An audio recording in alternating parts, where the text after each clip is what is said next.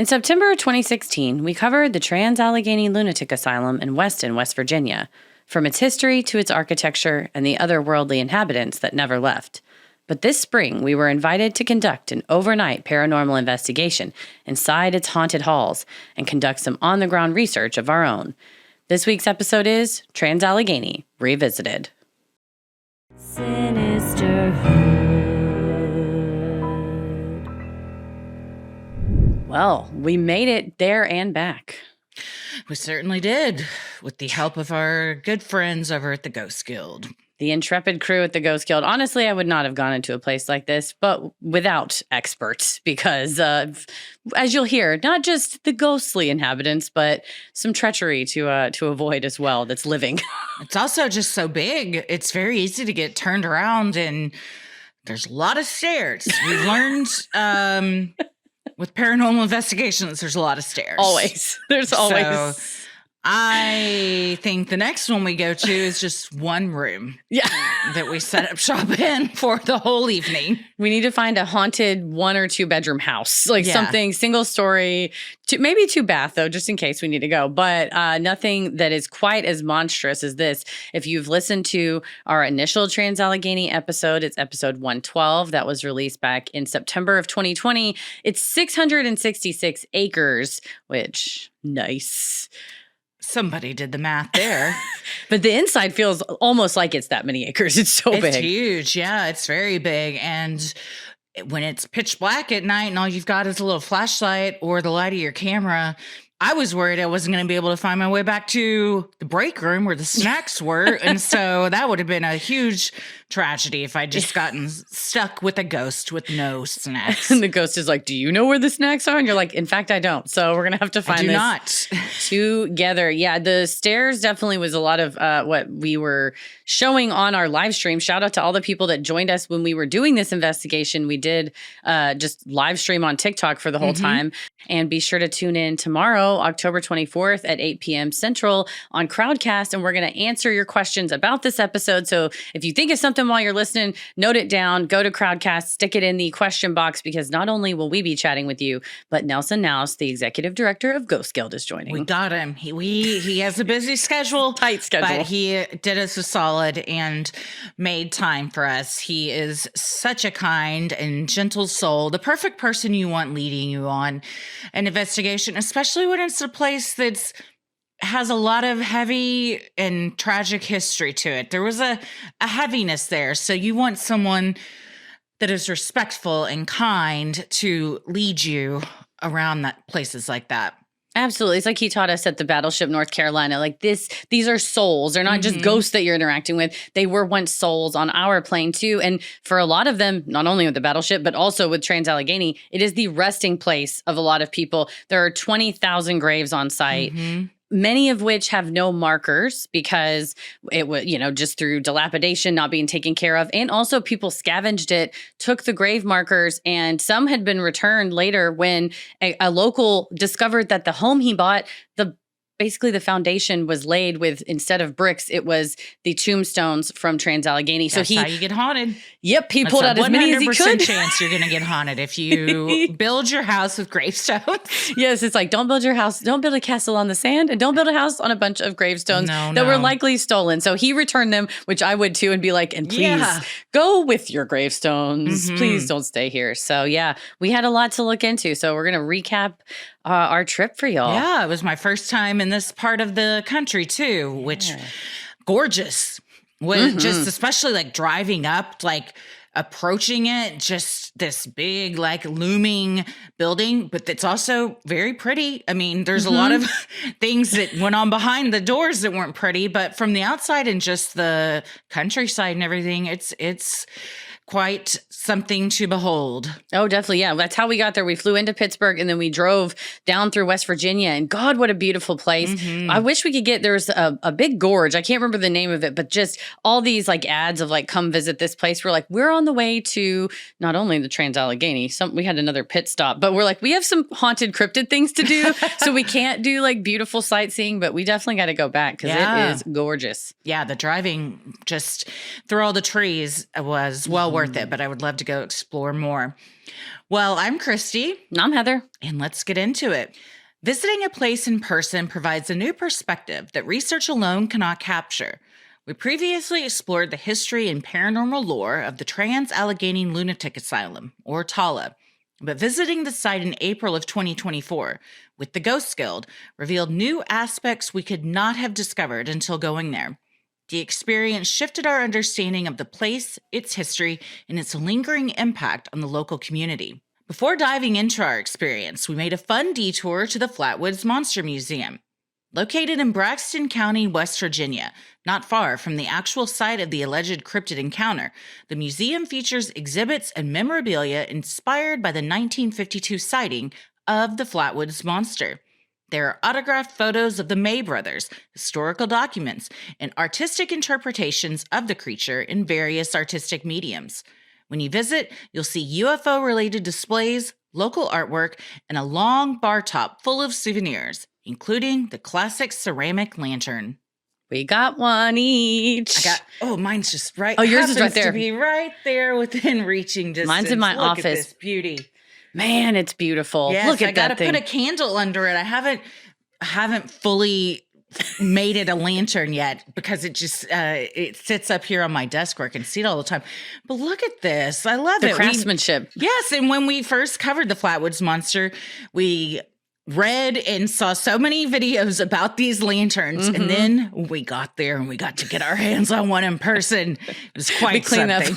We cleaned that place out, though. I was like, I need a lantern and then also a shirt and a pin and another book and 3 more books and 7 stickers. I mean, it was everything. It wasn't just a gift shop, though. That's the cool thing about the Flatwoods Monster Museum is that it really, I geeked out as we both did. We're like, that's like the May brothers. Like, sign that. Like, that's the actual newspaper article of their mom when she first got interviewed. You know, they really have taken the time to like put things on display. And then it's also fun, like giant costumes people have made for like parades or whatever that I was like, can I put that on?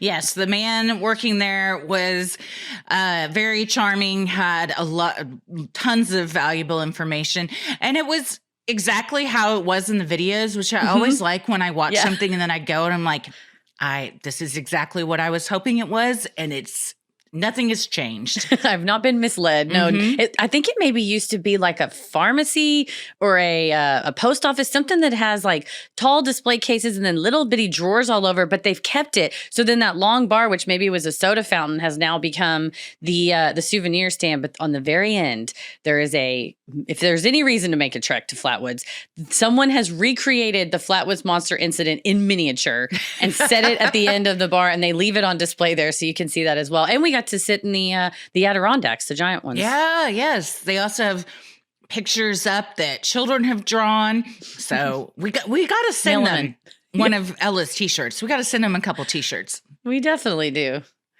In the initial episode, we explained the Kirkbride plan's emphasis on natural light, air circulation, and building configurations that segregated the most excitable patients on the far ends of each wing.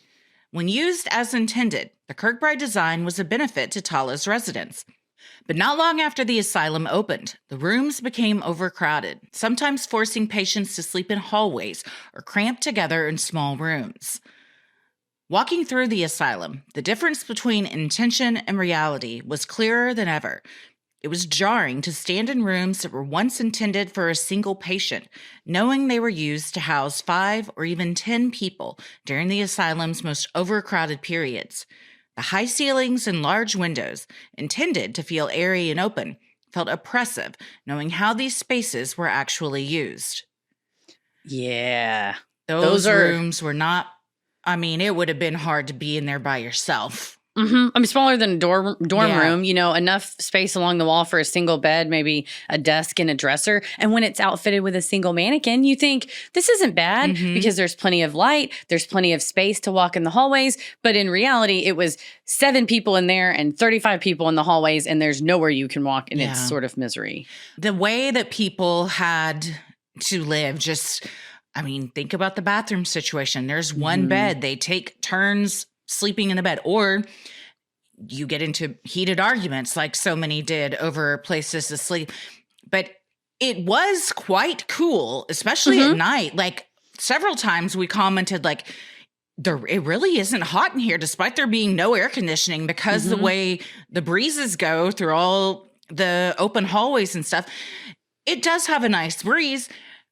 If you're shoved in a small room with 9 other people, though, that doesn't matter, especially when everyone is there, because most people, I can't say everyone, as we'll get to, but mental health problems or other reasons, it's not like everyone is happy to be there. So it's a lot of layers of sadness that go into it.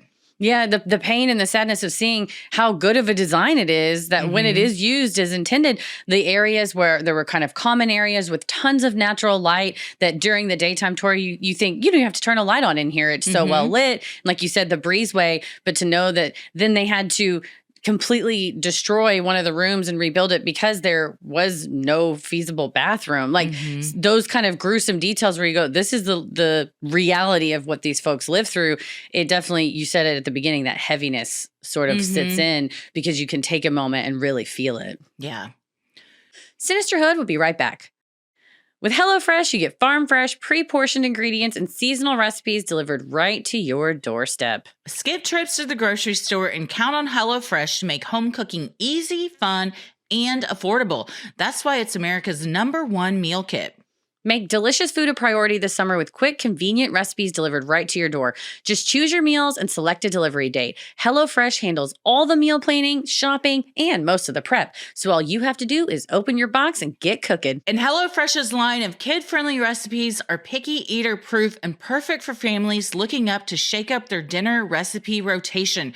Tommy has now made 2 or 3 times what has become one of my favorite meals, and it's from HelloFresh.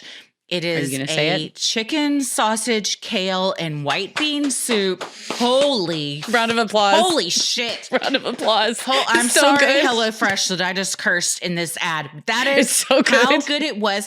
The kids, both kids helped him from start to finish make it. Aww. And then devoured their bowls because it felt so good for them to help make it. But also, it is so fucking good. It's my God. So good. He made it the other night too. I'm like, when it gets colder, this is going to be, it's like the perfect comfort food. It's so good. Oh, God damn. Oh, man. And I love it. It's like a lunch, and then I'll also eat it for dinner because I like having leftovers as well. But you're right. I go, Paris made that white bean chicken. You go, the chicken sausage thing with the kale from HelloFresh. I was like, oh my God, yes, we were grabbing a hold of each other. So good. Don't miss it. Don't miss it. Get 10 free meals at HelloFresh.com/free creepy. Applied across 7 boxes. New subscribers only. Varies by plan. That's 10 free HelloFresh meals just by going to HelloFresh.com/free creepy. HelloFresh, America's #1 meal kit. Sinisterhood will be right back. When Tala shut its doors in 1994, it took many jobs with it, but the emotional ties between locals and the facility didn't fade. People who had family members either working at or admitted to the asylum still hold strong feelings about the place and its past residents. This became clear when we picked up breakfast from a nearby restaurant and struck up a conversation with a man who worked there. He commented, "We grew up with those people. We don't like it when people disturb them after they're gone." His warning was clear. "If you do, it may be a tour you'll never forget." We were respectful, but yes, for sure. A lot of people that have gone there aren't. A lot of major ghost hunting investigation shows have gone there and are not. And guess what? Small towns don't forget. Right. And especially when it is a small town that this was the major driver of the economy in the area for literally over a century, that you have descendants either of folks that were there that take a ownership of it. And it's still a big, beautiful building. Like you said, it looks like a castle. So, and it does still attract tons of visitors, not just paranormal investigators, just daytime. You can go and take a tour anytime. So I'm sure it runs the gamut of people coming through that restaurant because it's like a stone's throw away. You might hear people joking at the table like, I'm going to go in there and yell at the ghosts, or like, ooh, I wonder if people got lobotomies. And it's like, well, my great-great aunt was admitted, and yes, she got a lobotomy. Like, it's not so funny when it is the literal people who were impacted by those acts. Or it's not so funny when you go take a daytime tour like we did and you learn the history of it and what all that really means. It's not just a word that you've heard thrown around like lobotomy that, gets used in funny sayings or something, where it's kind of been watered down. When you see how it's actually performed and how often it was performed, there was nothing funny about it. No, and the bed and the tools and like those implements. Yeah. Even younger locals had stories to share. At a shop and save nearby, a cashier said, I've heard things. In reference to Tala's haunted reputation, these perspectives reminded us that not only is Tala a haunted place for a paranormal investigation, but for many, it is a final resting place. Another question from the initial episode that resurfaced during our visit was the continued use of the word lunatic in the asylum's official name. When we first covered Tala, we touched on this controversy. Joe Jordan, who was responsible for restoring and maintaining the asylum, defended his decision to keep the name Trans-Allegheny Lunatic Asylum, stating that he wanted to preserve the hospital's original title. Yet, mental health advocates have rightly pointed out that the word is offensive and outdated. The asylum once advertised events such as the lobotomy flashlight tour, further contributing to the ethical question of profiting from a place of suffering. The word lunatic still remains in the facility's title, and the gift shop offers a book titled Lunatic. I did buy a copy of this book, and it is a history of the asylum, covers much of the Civil War part, what happened afterwards, practices, a couple of biographies on pertinent people, but it is prevalent. The word is still prevalent. Oh, yes. It's, I think it's one of those words that for most of us, especially I think people that listen to this show and us, it doesn't sit right with us, and we understand the problems with it. But it was such a word that was used back then. And even still, that I don't think it's quite earned the reputation that some other words have that everyone's like, we don't use those words anymore. But I think we're trending in the right direction. I can see why people want to preserve the history. I think it's a fine line to toe. Yeah, it's hard. And especially when we talked about it in the last episode that in its later years, it was actually called Weston State Hospital. So the question has been, well, if you want to preserve the name, that's the name. Yeah. I think they are more, as we noticed from the outfit of our guide on the historical tour, kind of more in the Victorian 1800s. And that's when it was called that. So if you're trying to, call back, that history versus the more I say late 1900s history, the last 30, 40 years.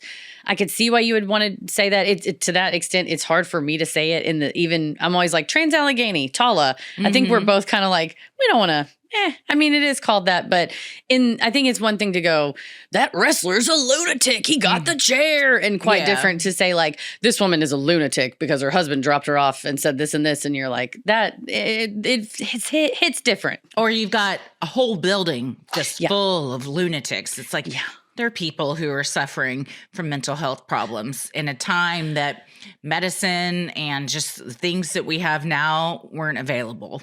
I think it's a really good way to put that because you said it's people. Because I think the reason why we feel kind of ugh about lunatic is because it is not a person-forward moniker for a person suffering from mental health issues or a person struggling with X versus that is a crazy person, a lunatic, a drunk, or whatever. We see, you're defined by more than you're a person first. So I think that's why lunatic hits. Our daytime tour was nearly 2 hours long and full of information to give us a more holistic view of Tala and its history. We were led through the facility by Zandel, a tour guide dressed in period-appropriate clothing who also works as a prison educator during the week. He shared his knowledge of the place and its many long-dead inhabitants with a respectful fondness. A student at his other job had actually stayed at Tala while it was still operational. The man told Zandel prison was better. Shout out to Zandel. Oh, Zandel, we couldn't have gotten a better tour guide. Man. Zandel was everything I wanted and more in a tour 100%. guide. He was 100%. great. But when you have a person tell you prison was better than this, and I believe it, because the conditions, the way the conditions eventually got. In the beginning, whenever it was the right amount of people that were supposed to be there were there, that was one thing. But the more overcrowded it became, it was just unlivable. Not just like you didn't have space. It was dangerous. It was scary. Even the staff didn't know how to handle people. You know, there were staff members that were being assaulted. So it was kind of like, good luck. You're kind of on your own in a lot of these regards, and you're not in the mental capacity to be able to take care of yourself like that.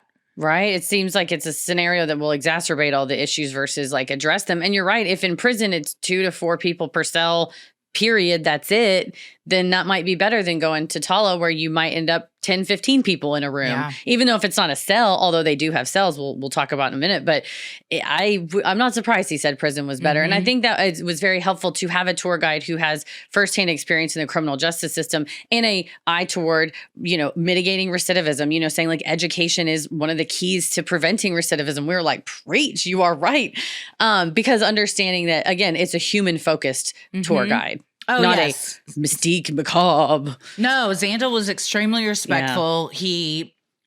Because he has another career with, people in another capacity of incarceration, it really makes a difference in how you look at these things and then how you speak about it to others. And those are the types of people I want doing tours like this, because then we're getting the right message out there to everybody. If it's salacious and like, and this is the room where this grisly thing happened, some people are into that. I'm not. And I like tour guides like this that are also respectful and recognize that this isn't the time or place for that kind of shock value. This was a thing that happened that we all need to honor and recognize and admit, so then going forward we don't do the same things. That's exactly it. We hit the tour guide lottery is what I feel like, for sure.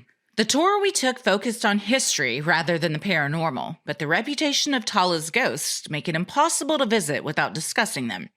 In Ward 4, we encountered Lily's room, also known as the toy room, the purportedly haunted room associated with a little girl ghost named Lily. Tintin, a small shorkie on our tour, started whimpering as we approached the room. He reacted strongly and refused to walk near the doorway. Zandel told us it was one of the paranormal rooms, adding with a bit of disappointment, "It would be nice if we could talk about it on this tour." Well, first we have to address Tintin. What's up, Tintin? Tintin was a Shorkie, which is a combination of a Shih Tzu and a Yorkie. That's what his mother told us. Yes. Right after she said I left his stroller at home, and normally I'd be pushing him around. Tintin I'm sorry. Didn't have his stroller, so he was on a leash.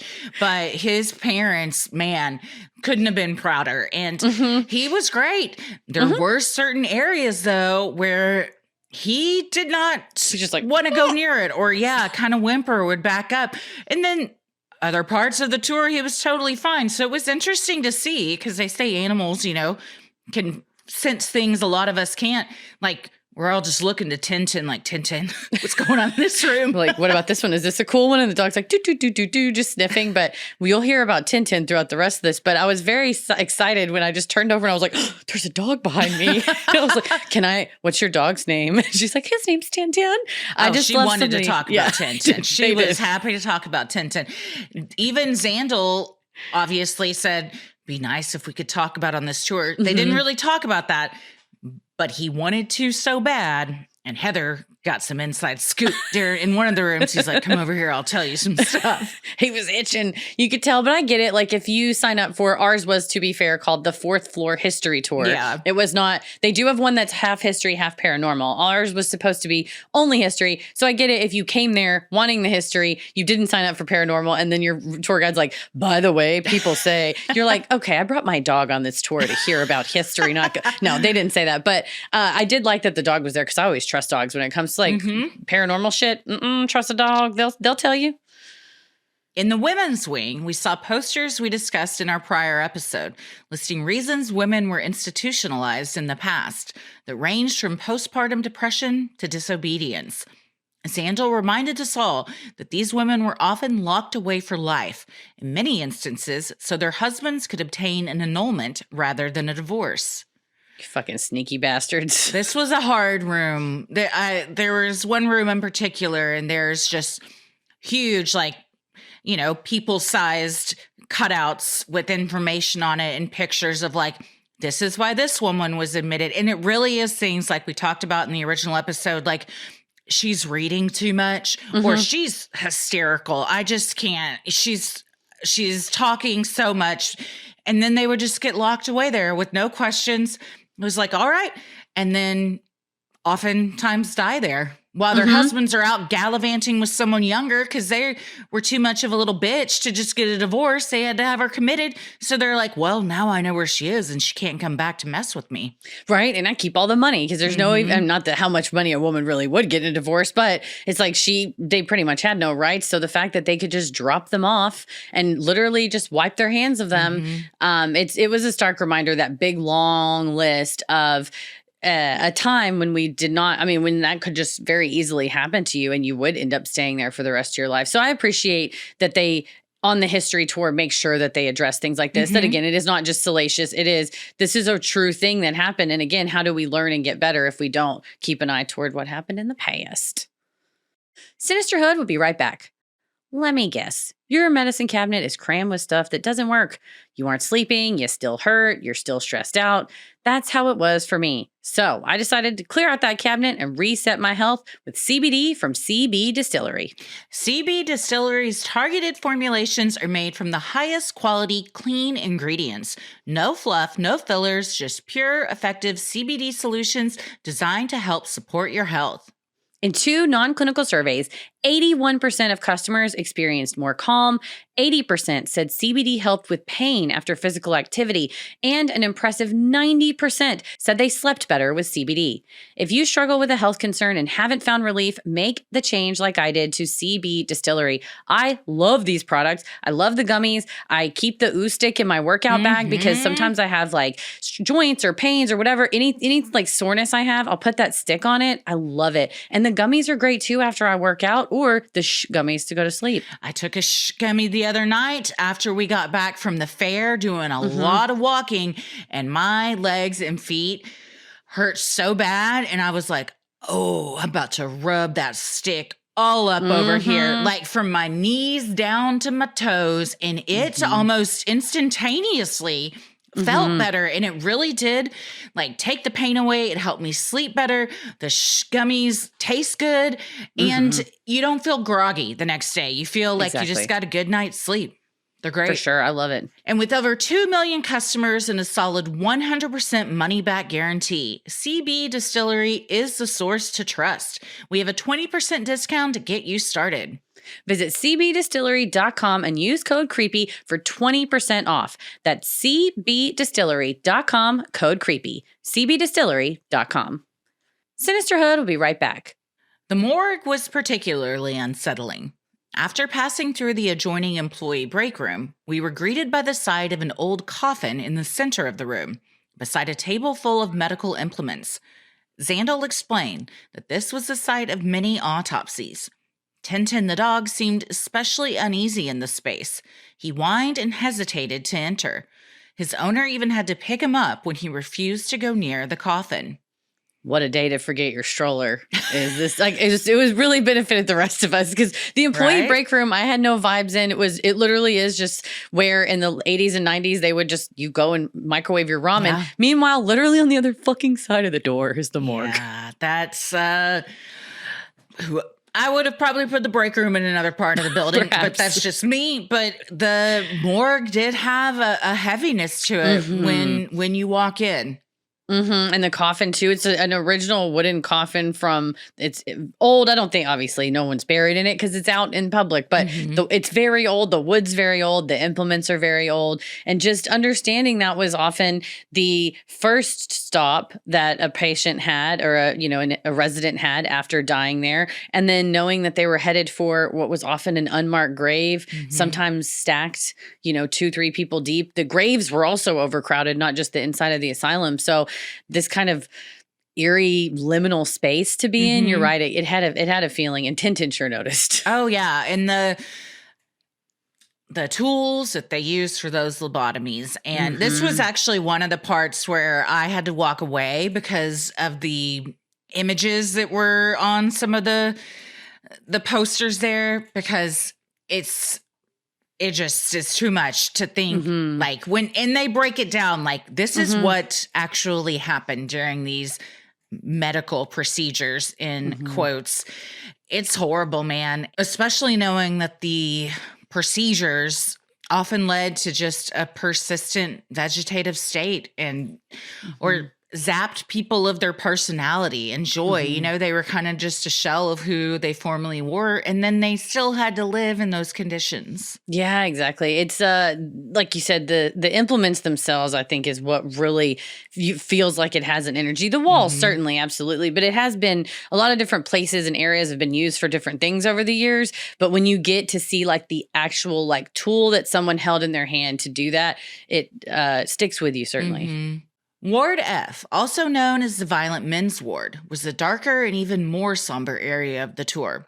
The cells were lined side by side along a wall and looked more like cages. They each featured a drain in the center of the floor and metal hooks on the walls where patients were often tied spread eagle over the drain.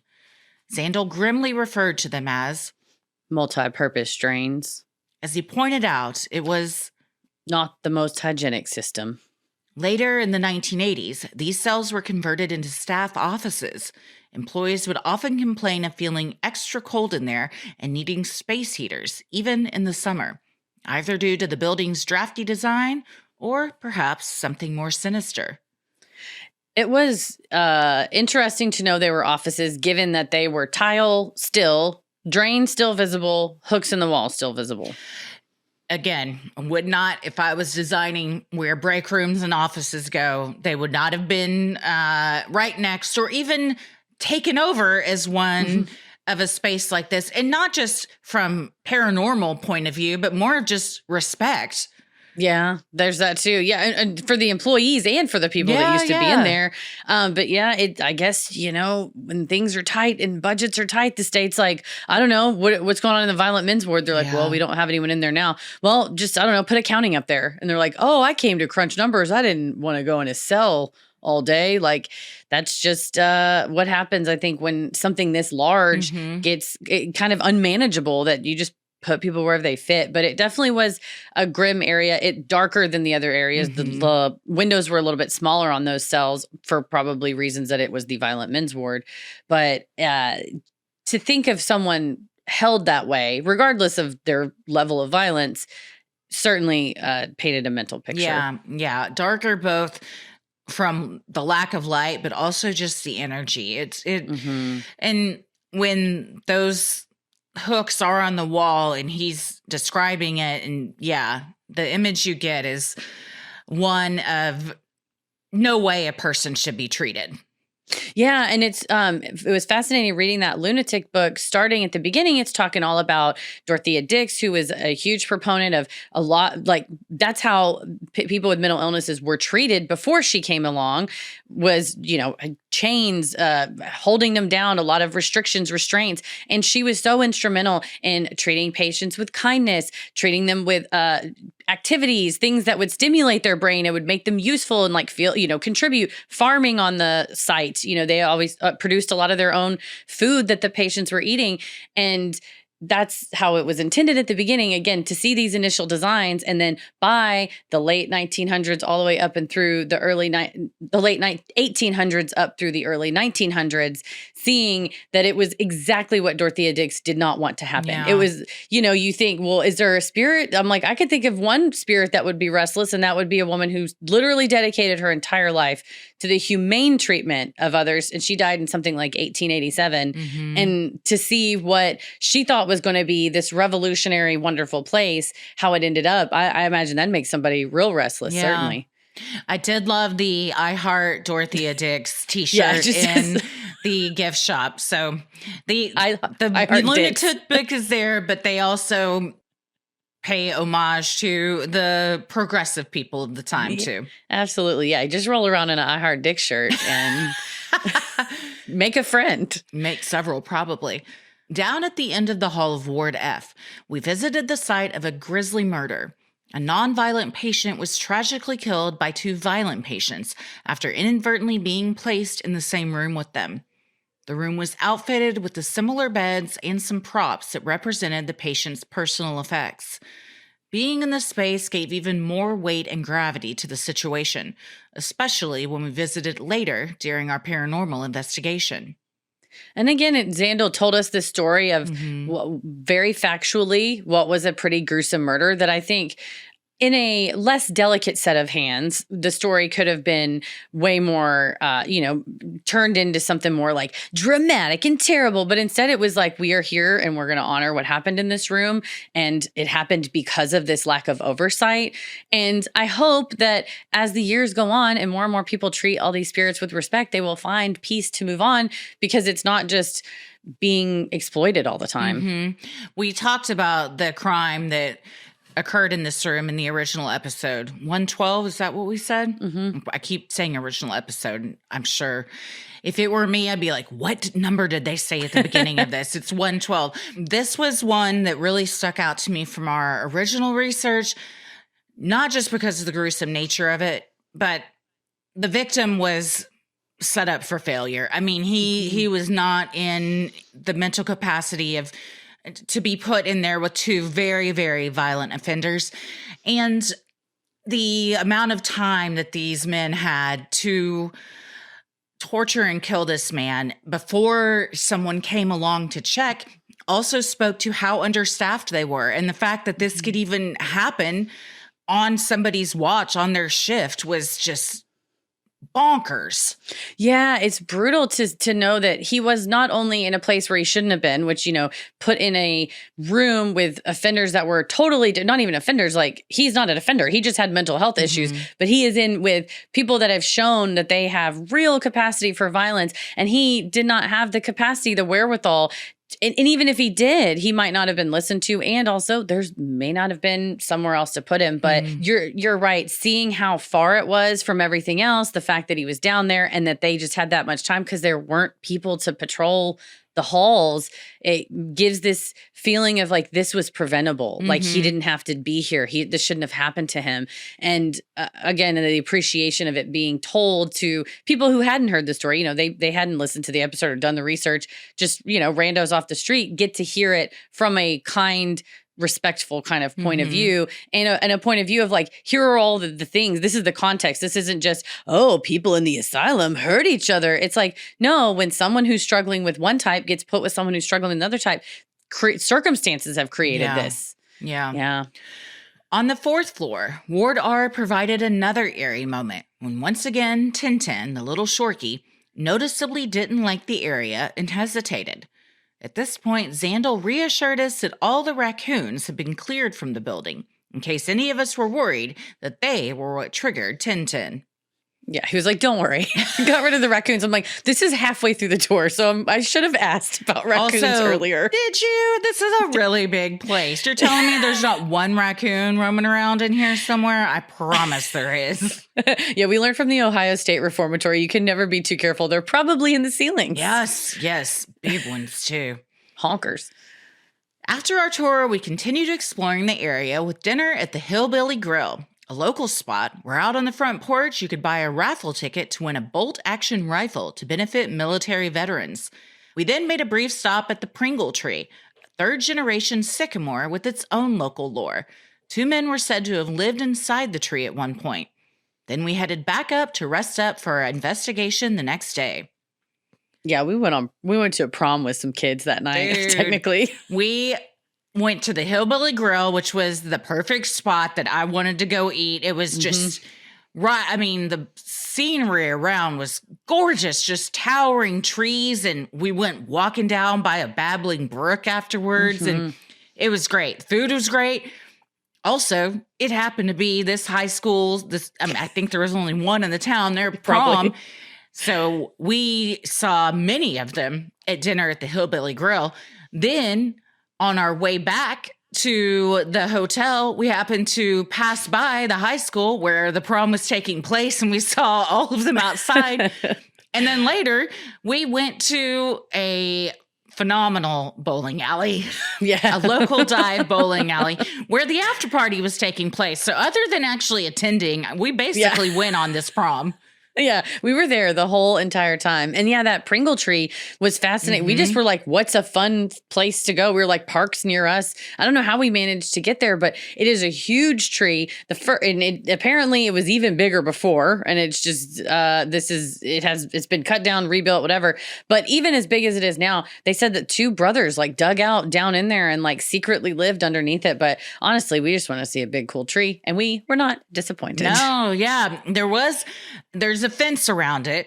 So, teens and whatnot don't climb over and get inside the tree because it's definitely smaller than it was, but you could probably still crawl in there on a dare or something, or, I would have done some shit like that. So there's a good reason the fence is up. But yeah, I believe the brothers were hiding out from the law and just lived in there for several months. And it would have been hard to do, but when push comes to shove and you need to save space, it was very secluded and hidden also in another very beautiful area. Right near another babbling brook. The brooks be babbling in West Virginia. We love them. But yeah, you're right. I think the teens might have been the reason for that fence, but you can still touch some of the branches, like hang over as well and like walk all around it and whatnot. But I think we were just like, all right, let's get out and about in the fresh air because we're about to spend the next like 8 hours overnight in this asylum. Sinisterhood will be right back. This show is sponsored by BetterHelp. Well, it's Halloween season when we all dress up as something we always wanted to be or something we were afraid of. But some of us dress up all the time and pretend like we're somebody we're not. And it's called masking and we are not living our most authentic lives. No. And it's hard to know when you're doing that unless you have somebody to talk to about it. Absolutely. But therapy can help you learn to accept all parts of yourself so you can take off the mask. Because masks are supposed to be for Halloween fun and not for our emotions and feelings. I use BetterHelp. I have totally benefited from the therapy I've received from my therapist. To the point we like quoting her to other people. You talk about her favorably all the time. Yeah, I love her. I'm so glad we met. We got matched on BetterHelp because I was able to choose her. I switched from a different therapist who actually happened to retire, but I was able to find my therapist by searching, filling out my form. It was a holistic process. And also I get to schedule it. It's convenient whenever I need to see her, if she has availability, and we can just schedule right there in the app. I love it. If you're thinking of starting therapy, give BetterHelp a try. BetterHelp is convenient, flexible, affordable, and entirely online. Just fill out a brief questionnaire to get matched with a licensed therapist and switch therapists anytime for no additional charge. Take off the mask with BetterHelp. Visit BetterHelp.com/sinister today to get 10% off your first month. That's BetterHelp, HELP.com/sinister. Sinisterhood will be right back. In our original episode about Tala, we firmly stated that we'd never actually visit the site. Yet, we found ourselves walking the very halls we had only learned about during our research. In that episode, we touched on several paranormal entities that have become part of Tala's lore. One of the most unsettling is the Creeper, a snake-like entity said to scuttle along the floors and walls in a slithering motion. We also mentioned Lily, the ghost of a young girl who reportedly played with toys in the asylum and interacts with visitors. Another infamous spirit is Ruth, a mischievous ghost in Ward 4, known for pinching men on the rear, a haunting experience for those who venture too close. Knowing what we did, we thought we were prepared, but there is no experience like visiting in person. Yeah, this is one of those where we said yes to Nelson. Then I was like, which one was that place with that fucking creeper? Oh, that one? Oh, man, we already said yes. We already bought the plane tickets. Oh, no. The creeper was from what we were talking about earlier with those that like to aggravate and challenge ghosts on ghost adventures. That was something they claim to have caught. There is a creepy looking thing in that video, whether it's something or not, you can be the judge of. But when you're staring down a pitch black hallway and you know that you've seen that, believe it or not, it is very eerie. Yeah, it's like, oh, wait, this is the hall where the creeper was? Surely it won't come back. And you're like, that's just what the creeper wants you to think. Surely that was just tricks, right? From their whole crew. They just made it up. Creak. Yeah. Just scuttling. But no, yeah. And especially like knowing that not only was the toy room that we passed with Tintin the dog, and that was Lily's room, and then Tintin whined, and then we get our, notes from Nelson of like, here's some rooms we're going to look at. Lily's room, and you're like, the one the dog whined out just today. So it's not like it used to be haunted. It's like it's currently, there's something going on. Tintin knew something was up. The investigation began, as they all do, with a group photo via drone. We then got some provisions at the shop and save before heading to the staging room to get our map of the building and plans for the night. 2 employees from Tala were in the staging room to give directions to us all. The Ghost Guild's executive director, our pal Nelson, created a thorough schedule to keep the investigation flowing throughout the night. Including bio breaks. We got to have those. Oh, you got to have a bio break. Yeah. No, I had no idea ahead of being a part of these investigations now, how much planning goes into it. And as someone who likes a plan and efficiency, I very much appreciated it because it is so big and you've got multiple groups having to come and go. So to coordinate where you're not just stepping over each other the whole time, it's an undertaking, and Nelson is fantastic at it. Yeah, it's something very reassuring when you show up to a place that big with the reputation that it has, and we enter the staging room, and there's like 4 to 6 like long tables. Each table has, one of them has equipment, one of them has snacks, one of them has lights, one of them has radios. Just like you said, there's a ton of people and a ton of space. But when you see that there is a rhyme to the reason, you're like, oh, this is about to be a good night. Like, we're excited. Let's do this. And I loved the employees. They were so helpful. And you can tell that they dig their gig too. Oh, like their job is to kind of babysit the ghost hunters, which is a fun job. Is you just like show up at 8 and leave at 8 a.m. or whatever and just go like, don't fuck around or whatever. But it's fun. You get to talk to fun people, hang outside in nice weather, eat some snacks, just make sure nobody does anything too stupid while they're there. Make sure the raccoons don't get too wild. The Tala employees had a few rules, including not to leave water bottles and shit all over the building. They also said, we don't allow provoking. One female employee told us that prior groups have walked through the halls saying disrespectful things like, are you ready for your lobotomy? They also told us that Tala bans Ouija boards, open flames, and blood sacrifices. So plan accordingly.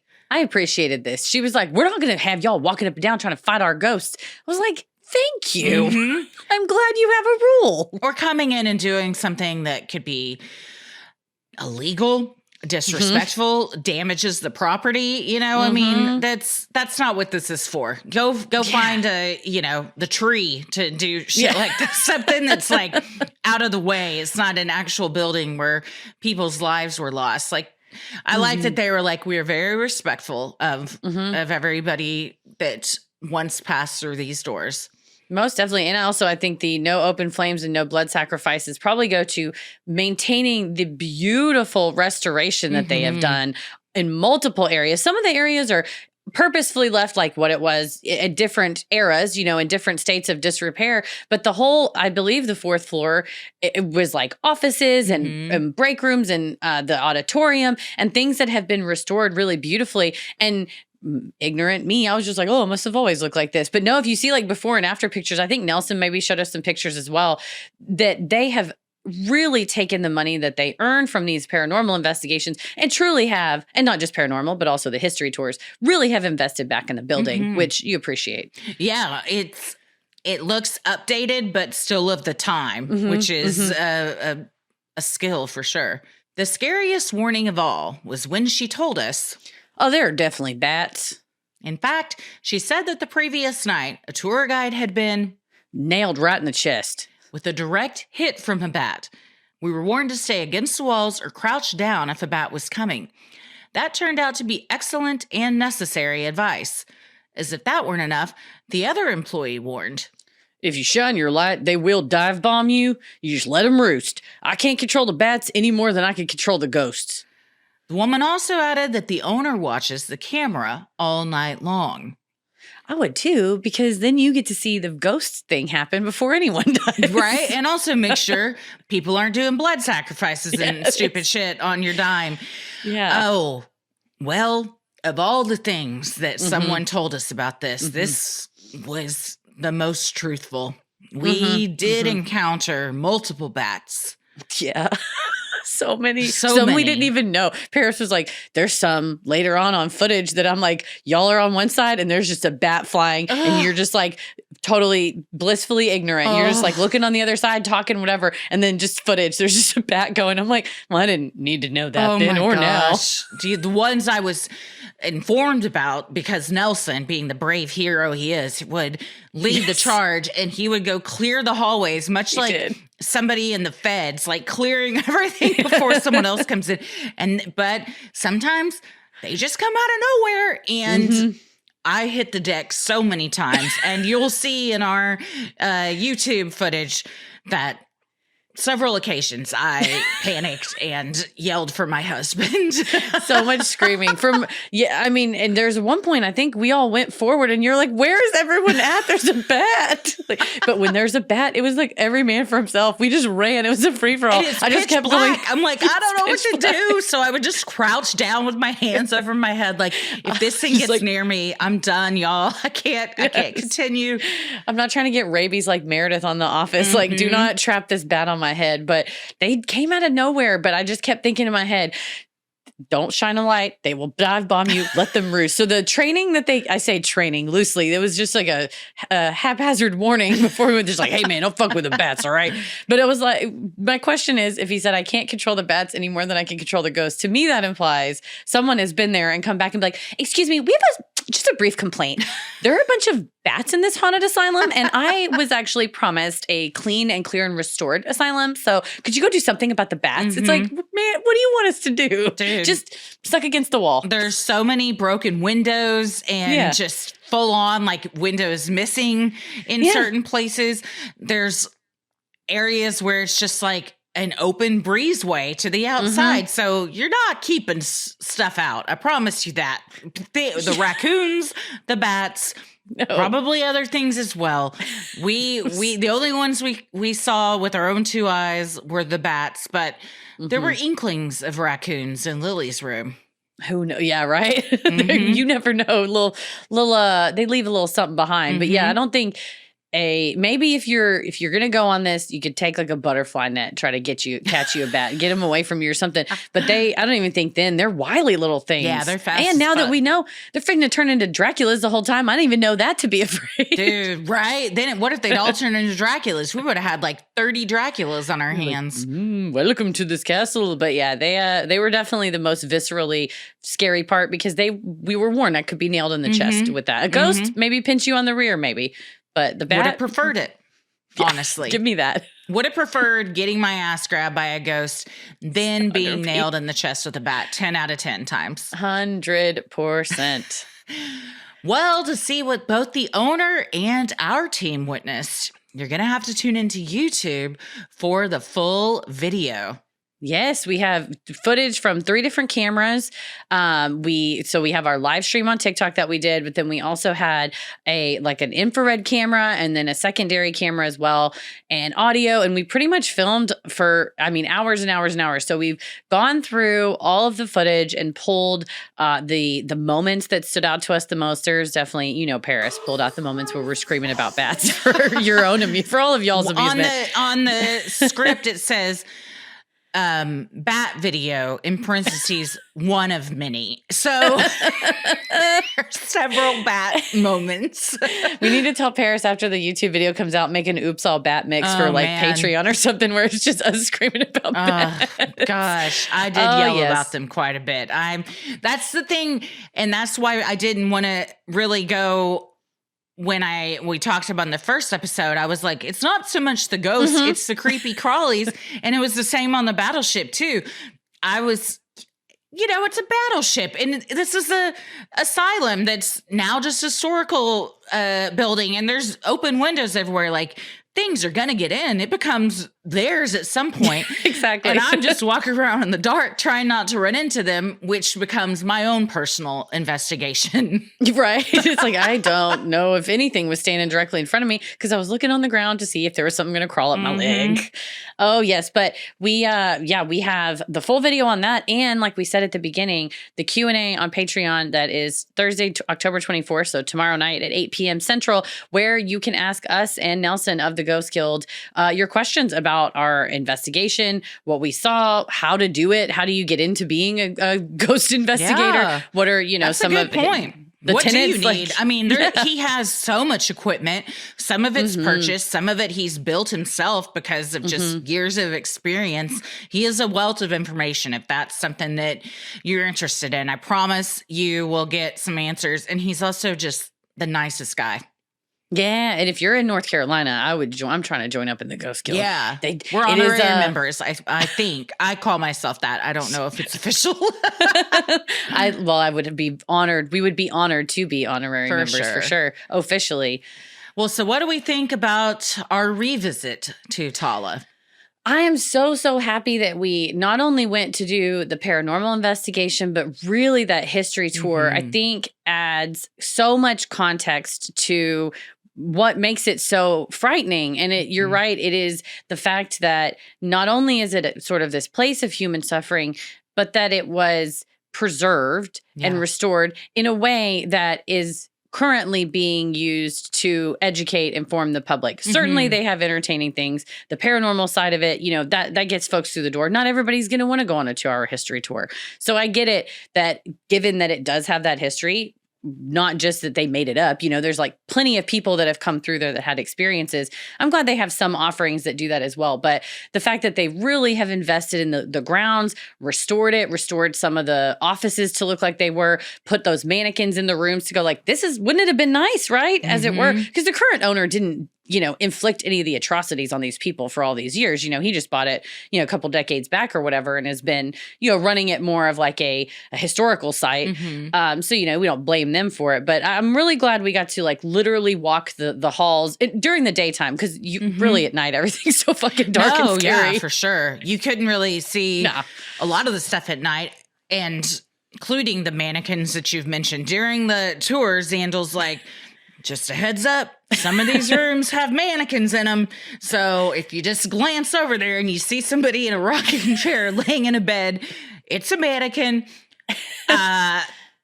Better than a ghost? I don't know. Mannequins creep me out a lot too, but it was a good heads up. But then later at 3 a.m. when I'm walking down the hall and I forgot a mannequin was in that room, scared the shit out of myself. Right? They're very lovely to like give you a visual, but he said they added the mannequins after he had worked there for several years. So he was like, it took some getting used to. I was like, yeah, I bet if you just look over your shoulder like, son of a bitch. Like, I've been looking at that room for 5 years and there was no one in it. But yeah, definitely at nighttime, I'd have to be like, this is the hall with the mannequins in it. Like, do not be alarmed. But that's what a ghost would want you to think right before it turned the mannequin's head to look at you. I do like too that even at the nighttime tours, because they host overnight paranormal investigations themselves too. They leave up the information though that you see during the daytime tour. So you don't have the tour guide explaining it, but there's still, big, I keep calling them like cardboard cutouts, but like an easel kind of thing, like on easels that like had pictures from back then and information. So you're still seeing that, and these people are getting educated about like, yes, you're in here because maybe it's spooky and that's what you're into, but also here's the human side of it that actually happened to even get you to the point where there may be a spirit here. Right. And understanding if there is a spirit here, who are they? Why are they here? Why may they be here? What kind of interaction may they want to give you or have with you, vice versa? Because I'm like, it's not just, hey, ghost, you owe me to talk. It's like, hello, fellow soul. Are you interested in talking? I think that is, I'm very happy that we encountered Nelson and the Ghost Guild, because we've sort of been trained on that interaction. I mean, it comes inherent, right? Like, I don't think we would go in Zach Bagans' place and be like, what's going on, spirits? Just because, not being a douchebag and all that. But I think that having that in your mind, setting yourself up to do the paranormal investigation, almost it like cleans the slate so that you're going to have a better time, better result, saying like, I am open to hearing what your suffering might be because I have a little bit of an understanding of it because I was listening. People don't want to talk to somebody that comes in and is like, hey, what's your deal? What are you all about? If you say like, hey, I looked into your history and background. Would you like to talk? Maybe have a better experience. Yeah. I also just don't like being around people that are yelling and angry and douchebags and stuff. So that would be a miserable experience for me. And even if you don't stir up any paranormal negativity, I feel like that makes everyone you're with on edge and have, a different vibe about it. So the calm, cool, collected, respectful vibe is what I'm going for in our paranormal investigations. Oh, every time. Plus, if you're with somebody like that guy, he's got so many rings on his hands. They're going to bang things into the wall, break a window. So those many nice noises. wooden banisters. You're going to get dents in them. And as we've learned, you have to say like, Christy shifting because everything's recorded. So then later when they go back, they're like, was that a ghost? Or it's like, no, Heather walked across the room. Well, with Bagans, my God, it'd be just rings, da-ding, da-ding, da-ding, ding, bedazzling rhinestones falling off. My Jinkos got caught in a door. Sorry, I tripped and fell. He's like, gold necklace got hung on rhinestone shirt, Zach. You're like, okay, marking it. Thanks, Zach. Oh, man. We just could never stop saying enough bad things about him. Oh, yeah, no. Especially after we went to that museum in Vegas. Holy hell. I was like, you got an opportunity. He had an opportunity with me that I'm always like, I'm willing to be wrong. I'm always willing to be proven wrong. 30 seconds in, I was like, oh, I had this bitch nailed. In fact, 3 hours later. Dude, I turned to you like within a couple minutes and was like, I hate this. Like, how long is this? And then I even had to leave at one point because of the smells. And then they were like, we're about halfway through. I was like, halfway through? I've been here a lifetime. God damn it. Just let me out, please. Such a small house for them to hold you for so long. Oh, so many smells. Yeah, so many. He goes, yeah, this is the popcorn one. I was like, I'm sorry, you put popcorn smell in? To the if someone in my area. office, if someone at my office cooks popcorn, I want to get them fired. But now you're making it smell and like not popcorn? even like real popcorn. No. It was, oh my gosh, it was nauseating. It was a cacophony of smells and none of them were good. No, a cacophony of a lot of things. Yeah. I got a lot of hot takes on that. I've been writing on my feelings about the Zach Bagans Museum. It's not like we like Nelson because it's respectful and considerate.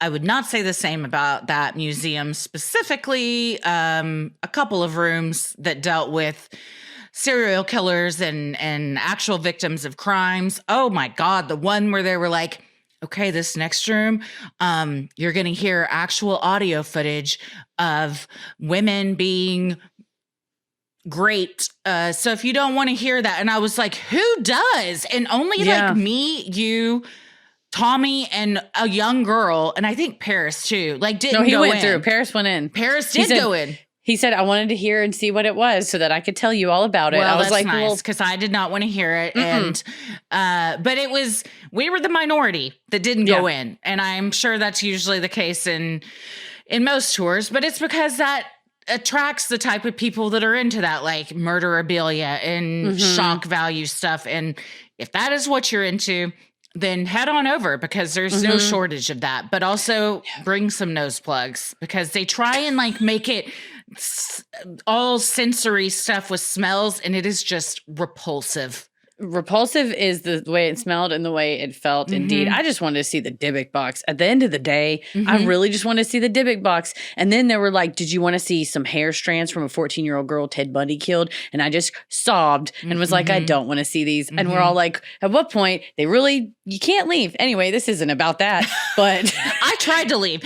In one room, I was like, I need to step outside. And they were like, oh, are you having an experience? I'm like, no, I'm going to throw up from the amount of smells that I cannot get away from. I had my shirt up over my face.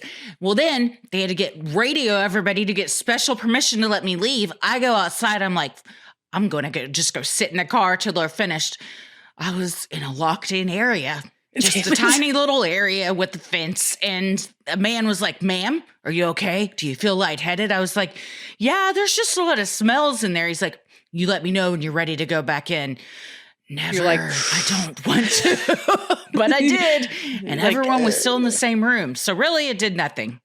Yeah, it's one of those where you're like, oh, you all waited for me. Yeah. I thought you would have moved on from now, but I guess we all just stood here and waited for me to come back. This sucks. Yes, we did. This sucks. Well, we learned just as much of what not to do from that as we learned what to do in a paranormal situation from Nelson and our buds at the Ghost Guild. So like we said, please tune in to our Q&A so you can chat with us and with Nelson over on Patreon. And then check out our YouTube video, youtube.com. Go to Sinisterhood podcast and watch the video and all the many bad attacks. This episode of Sinisterhood is made possible with the help of our amazing patrons. If you're interested in supporting the show, consider joining our Patreon. You'll get access to ad-free regular episodes, weekly bonus content. You're able to vote on episode topics, join our monthly live streams, and more. Keep it creepy. Mwah.